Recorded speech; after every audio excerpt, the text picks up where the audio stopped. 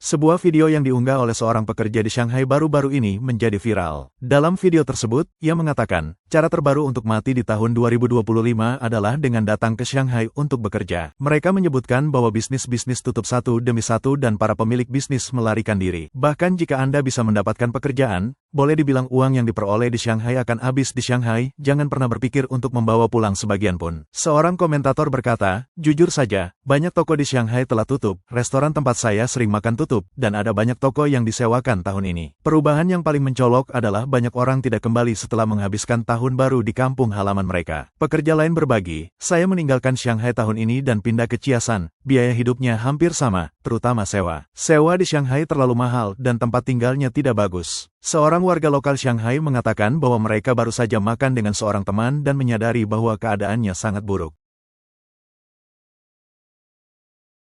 Hari ini seorang teman datang dan kami pergi makan malam di restoran yang sudah buka selama 10 tahun. Malam ini hanya ada 2 meja, rasanya aneh. Kami menghabiskan sekitar 180 yuan dan meja lain menghabiskan sekitar 120 yuan. Jadi sepanjang malam restoran itu hanya menghasilkan sekitar 300 yuan. Ketika kami pergi sekitar pukul 10 malam, tidak ada pelanggan lain. Istri pemilik resto banyak berbicara kepada saya. Dia mengatakan bahwa tidak ada lagi penduduk lokal di Shanghai dan sangat sulit untuk mempertahankan bisnis. Mereka memiliki tempat yang luas dan sewa bulanan adalah 40 hingga 50 ribu yuan dengan 4 atau 5 pekerja. Total pengeluaran termasuk sewa dan upah sekitar 60 hingga 70 ribu yuan sebulan. Dia mengatakan kepada saya bahwa dulu mereka bisa dengan mudah menghasilkan 2 atau 300 ribu setiap bulan. Saya ingat ketika kami pergi makan sekitar pukul 1 atau 2 pagi, tempat itu penuh sesak. Jadi dalam 2 tahun terakhir, ekonomi benar-benar menurun. Jelas bahwa Shanghai tidak lagi memiliki daya tarik itu. Seorang komentator menjawab, saya di Wuhan dan di jalur transportasi utama, jumlah truk telah menurun lebih dari 40%. Transportasi barang adalah indikator ekonomi utama untuk setiap kota. Penurunan berarti tidak ada permintaan di pasar dan ekonomi stagnan. Komentator lain menambahkan, biaya hidup di Shanghai terlalu tinggi, orang kaya telah pergi dan kita tidak bisa mengharapkan pekerja untuk memimpin konsumsi. Dalam video lain, seorang penduduk Shanghai berbicara tentang bagaimana kawasan komersial paling ramai, Jalan Huaihai, tampak sunyi sepi di siang hari dengan hampir tidak ada pejalan kaki. Ini adalah sesuatu yang sangat tidak biasa. Mereka bertanya-tanya apa yang terjadi pada kota-kota besar di China. Produser TV independen Li Jun berkata, saya menonton beberapa video dan terkejut. Satu video menunjukkan bahwa dekat Times Square di Jalan Huaihai pada hari Sabtu tidak ada orang. Saya tidak percaya. Jalan Huaihai adalah jalan komersial yang menggabungkan teknologi modern dengan budaya sejarah Shanghai. Saya dulu sering mengunjungi Shanghai. Jalan Huaihai selalu penuh sesak dengan orang.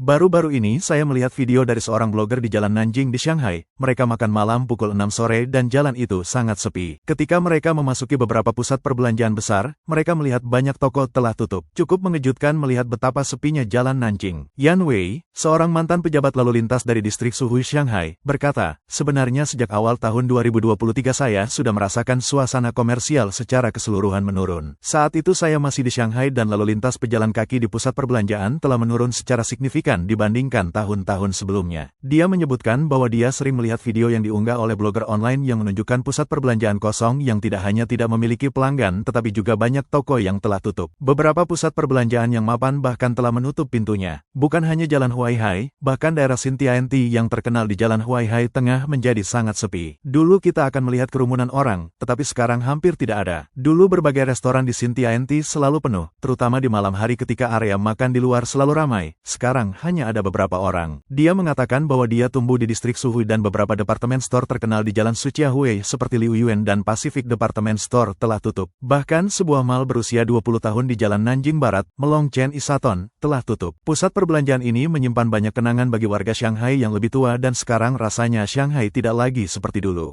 Yan Weiying menyatakan, mungkinkah sebagian orang berbelanja online dari rumah atau pergi ke kota-kota kecil terdekat untuk berbelanja? Itu mungkin, tetapi itu bukan alasan penurunan ekonomi. Kenyataannya adalah ekonomi secara keseluruhan sudah menurun, tetapi populasi kita tidak meningkat, malah menurun. Sejumlah besar pusat perbelanjaan yang baru dibangun hanya akan memperburuk penurunan pendapatan perusahaan komersial lainnya, yang menciptakan lingkaran setan. Saat ini banyak pusat perbelanjaan baru tidak akan bertahan lama. Umumnya lalu lintas pejalan kaki mencapai puncaknya dalam 3 bulan pertama pembukaan dan kemudian terus menurun. Bahkan, Beberapa pusat perbelanjaan yang baru dibuka tidak memiliki pelanggan sama sekali saat mereka buka. Inilah situasi yang kita lihat sekarang. Dia melanjutkan, dalam beberapa tahun terakhir kita telah membangun terlalu banyak pusat perbelanjaan baru, pasokan melebihi permintaan, dan beberapa orang karena penurunan pendapatan yang signifikan telah beralih ke belanja online. Ini adalah bagian dari pengalihan. Sekarang ada begitu banyak pusat perbelanjaan fisik di mana-mana, yang meningkatkan pasokan secara drastis membuat seluruh lingkungan komersial tampak suram, ditambah sewa sangat tinggi sehingga sulit bagi bisnis fisik untuk bertahan hidup. Komentator lain dalam video tersebut berkata, sekarang pusat kota sepi sementara pasar sayur terpencil ramai. Shanghai benar-benar selesai.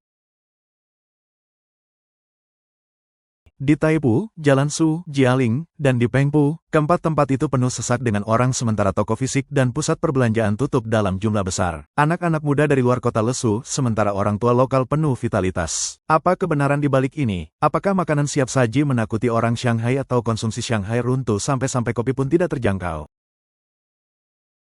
Di pasar Jianen di Puxi pada Sabtu pagi, semuanya kakek nenek lokal yang membeli sayuran. Pusat perbelanjaan terdekat di pintu masuk kereta bawah tanah sangat sepi tanpa ada yang makan atau berbelanja. Jalanan dipenuhi orang tua yang energi sementara yang muda tampak lesu. Hal yang sama terjadi di pasar Jialing di Sufue. Makanan tradisional seperti empat raja besar dan panekuk daun bawang antre panjang, sementara pizza, pasta, dan makanan barat yang disukai anak muda tutup karena tidak lagi menguntungkan.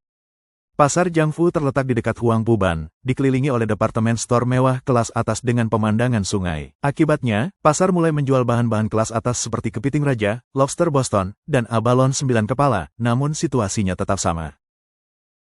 Pasar ramai sementara toko fisik tutup, bahkan konsumsi di sekitar Huangpuban menjadi lebih seperti pasar jalanan.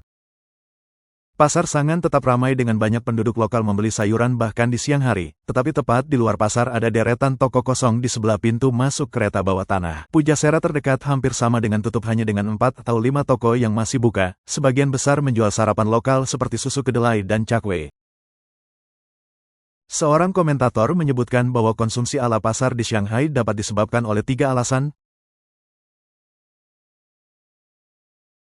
Pertama, anak muda melarikan diri, orang luar didorong ke keputusasaan oleh tingginya sewa dan pemotongan gaji di Shanghai. Data menunjukkan bahwa pada tahun 2024, penjualan retail Shanghai anjlok sebesar 9,4%, bahkan toko bubble tea pun memberhentikan pekerja. Pekerja muda yang tersisa melihat gaji mereka menyusut dan hanya dapat bertahan hidup dengan barang-barang pasar di mana daging babi seharga 10 yuan bertahan selama 3 hari. Kedua, maraknya makanan siap saji. Restoran diam-diam menggunakan makanan siap saji tetapi mengenakan harga 8 kali lipat. Sepiring daging babi suwir seharga 32 yuan hanya membutuhkan biaya 4 yuan untuk dibuat dan penuh dengan bahan tambahan. Seorang komentator mengatakan bahwa makan makanan siap saji lebih buruk daripada makan mie instan. Merek makanan cepat saji populer menutup 200 gerai dengan warga Shanghai memilih untuk bangun pagi dan membeli makanan daripada dimanfaatkan. Ketiga, terjadi penurunan konsumsi. Shanghai telah berhenti berpura-pura menjadi mewah. Toko-toko mewah kosong sementara wanita yang lebih tua yang sering mengunjungi pasar menimbun telur diskon. Anak muda mengatakan bahwa ini bukan hanya penurunan, ini praktis telanjang. Bagaimana mungkin seseorang mampu mengkonsumsi ketika sewa menghabiskan 70% dari gaji mereka? Seorang komentator menambahkan, saya meninggalkan Shanghai untuk kampung halaman saya. Ketika pertama kali pergi ke Shanghai, saya menghasilkan 15.000 yuan sebulan. Tetapi setelah pandemi gaji saya turun menjadi 6.000 yuan. Sungguh lucu. Sekarang ketika saya kembali ke rumah, saya masih bisa membawa pulang 4.500 yen, tetapi biaya hidup di sana hanya 1/10 dari Shanghai, jadi mengapa anak muda masih membuang-buang waktu di Shanghai? Komentator lain berkata, sekarang saya tahu Shanghai seperti ini, saya merasa lebih baik, saya pikir itu hanya sian. Seseorang bercanda bahwa populasi lansia yang kuat berarti bangsa yang kuat. Yan Weiying berbagi beberapa data yang dia lihat secara online mengenai gedung perkantoran di Shanghai. Shanghai memiliki banyak gedung pencakar langit, yang sebagian besar adalah gedung perkantoran. Pada Januari tahun 2025,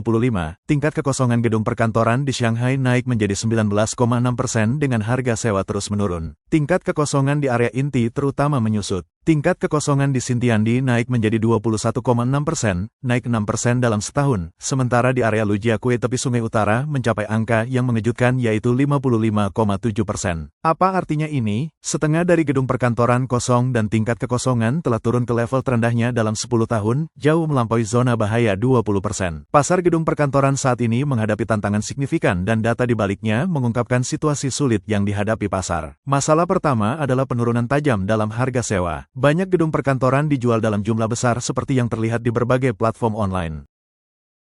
Dulu gedung perkantoran kelas atas di Puxi dijual per lantai atau seluruh bangunan bahkan dengan harga tinggi, sulit didapatkan, tetapi sekarang terus dijual dan harganya sangat rendah. Keunggulan kawasan bisnis inti Shanghai tidak lagi ada.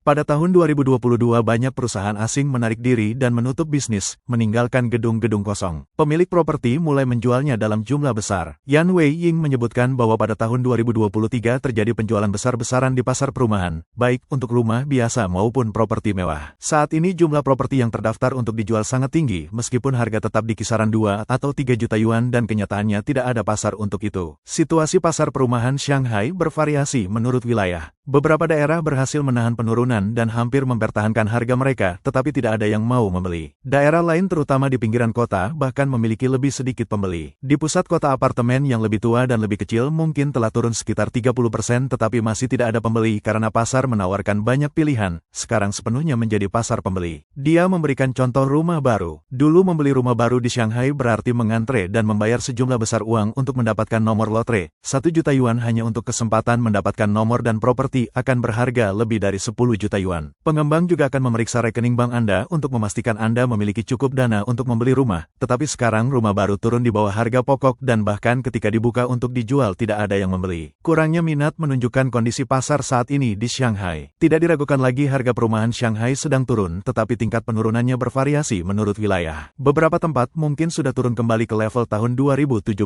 Harga rata-rata perumahan di Shanghai sekitar 50.000 yuan per meter persegi. Harga ini beberapa tahun lalu tidak terbayangkan. Tokoh media veteran Kuo Jun menjelaskan bahwa Shanghai adalah pusat keuangan dan sebagian besar investasi keuangan asing yang masuk ke China melewati Shanghai. Bank-bank global dan industri investasi terbesar berbasis di AS dan sebagian besar investasi keuangan dan transaksi aset terkait dengan modal Amerika. Dalam konteks memburuknya hubungan AS-China, Shanghai terkena dampak paling parah, terutama Pudong. Tahun lalu investasi asing di China menurun sebesar 90% dan sebagian besar modal ini dulu masuk melalui Shanghai. Dampak ini signifikan. Kuo Jun menyatakan bahwa China memiliki dua pusat keuangan, Shanghai sebagai yang utama dan Shenzhen sebagai yang sekunder. Aktivitas keuangan Shenzhen terutama terhubung dengan modal Hong Kong dan penurunan Hong Kong sebagai pusat keuangan secara langsung mempengaruhi Shenzhen. Melihat kota-kota di Guangdong seperti Tongguan, penurunan ekonomi terlihat di jalanan, pabrik-pabrik kosong dan stasiun kereta api sepi. Pertumbuhan Tongguan dulu mencapai 2 digit setiap tahun setelah tahun 1990-an tetapi dalam 2 tahun terakhir mengalami pertumbuhan paling lambat di Guangdong. Ini menunjukkan penurunan signifikan dalam perdagangan luar negeri yang telah menurun tajam dalam 2 tahun terakhir. Dia menyebutkan bahwa dari perspektif ekonomi selama dekade terakhir memang terjadi pergeseran industri dari China Timur ke wilayah Barat. Pergeseran ini disebabkan oleh meningkatnya biaya tanah dan tenaga kerja. Banyak industri terutama yang padat karya telah pindah ke China Tengah dan Barat. Tren ini sebenarnya dimulai pada era Hu Jintao ketika pemerintah China mulai merencanakan pergeseran ini. Kuo Jun menyatakan bahwa dalam beberapa tahun terakhir kota-kota besar di China Timur mengalami stagnasi dan bahkan penurunan. Ini bukan hanya karena ekonomi yang buruk, tetapi juga karena pergeseran fokus investasi negara.